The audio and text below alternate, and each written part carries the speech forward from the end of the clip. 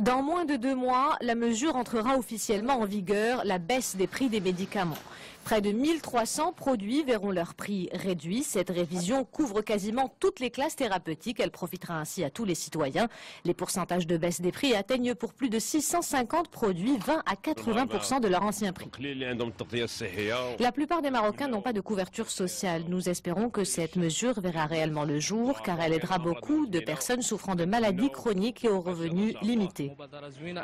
C'est une très bonne initiative, mais espérons que la baisse sera importante et que le citoyen ressentira la différence.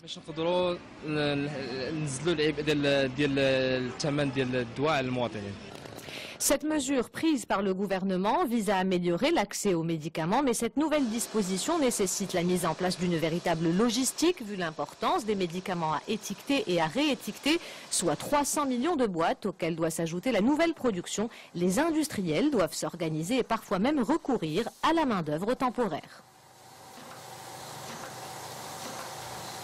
Nous nous félicitons de cette action et nous espérons d'autres actions dans le futur proche, tout en tenant compte de nos doléances et des mesures d'accompagnement qu'on a demandé à notre ministre et sur lesquelles on est en train de travailler. On reçoit déjà des nouveaux lots avec le nouveau prix et avec la mention PPV.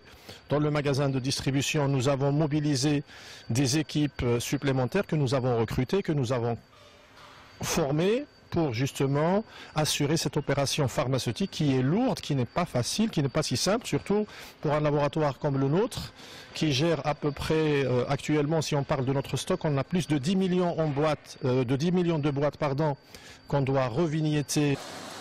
La consommation de médicaments au Maroc reste relativement faible. La dépense annuelle par citoyen s'élève à environ 450 dirhams par an. La moyenne mondiale s'inscrit, elle, aux alentours de 1100 dirhams. Selon les estimations des industriels, la réduction du prix de plus d'1 millier de médicaments se traduira par un manque à gagner d'environ 10% du chiffre d'affaires global du secteur, soit un peu plus de 800 millions de dirhams.